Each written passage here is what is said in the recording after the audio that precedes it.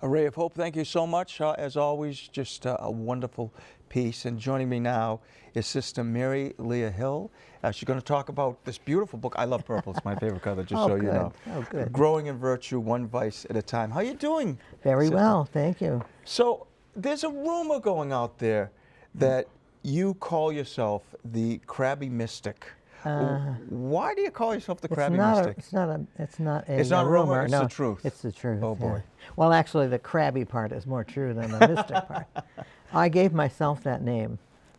I needed a name as a handle for my media presence. Mm-hmm. So I dreamed that up.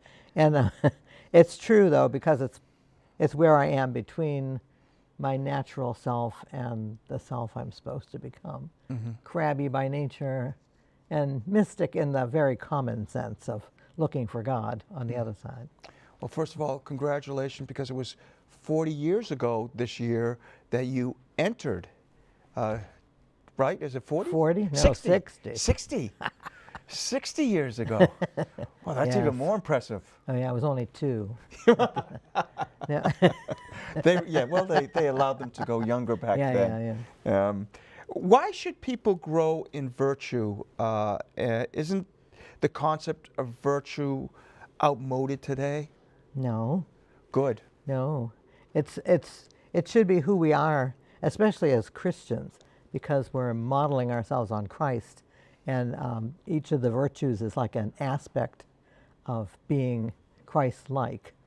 It leads us all to the great virtue of love. You know, they're all little parts of love. And how do you connect, in the book you connect vice and virtue. How do you do that? Well, hopefully they're not connected. It's like a coin. You got one side that's the vice and the other side is the virtue. But we need to pay attention to the vices because they come with us. It's part of the package when we're born because of original sin. So we have to be aware of them. But we should be concentrating on the virtue, not the vice. And can you give me an example of where you grew in virtue in your life while overcoming a vice? Well, I don't know if my success has been so newsworthy, but a little by little over the years, you grow in various virtues. I suppose maybe something like humility, simply because we get to know ourselves better also, and we see that we're not all that we thought we were, and we're probably never going to become all that we hope to be. So we have to be humble. It's the great, like the mother of all the Christian virtues, is humility, and it's where we should be in the sight of God, humble people, in the sight of one another. It's a beautiful virtue. What are some of the virtues that people really struggle with? I mean, humility would be one. Oh, yeah. Well, probably even something so simple as kindness, especially today. We see a lot of unkindness, especially in the world of media, where you don't have to see who you're being unkind to. You simply... It really is. I mean, you see it all the time. Yeah. And I hear things that people say, and politics too today. Oh, yeah. It's kind of terrible. It is kind of terrible. I would take the kind of out really of there. Terrible. Just say, yeah, it Dreadful. is. Yeah, they just, and I think that's a terrible example for our young people too today, where that's how they get along, and they see the politician. But we're going astray a little bit. But we do the same thing in our own little version of the world. You're on air, so you have a little bigger presence than I do.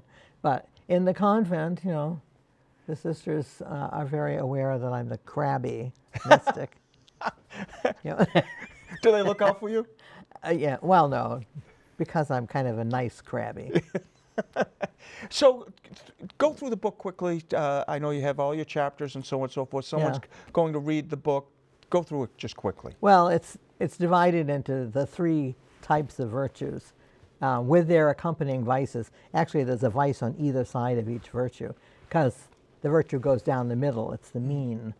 And you have really bad on one side and other kind of bad on the other side.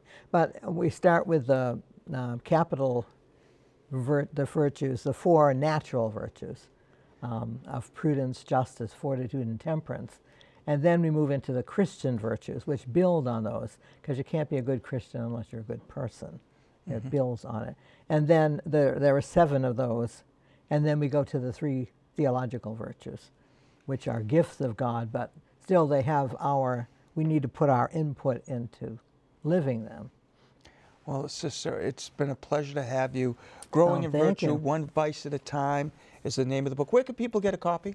Well, they can get it at our book center and down on Providence Highway, or they can get them online from our bookstore, or you can actually get them from Amazon. Oh wow! See, you are well known then. Well, no. Well, Sister, it's been a pleasure. Thank you so much for being with us Thank today. you, Jay, for having me.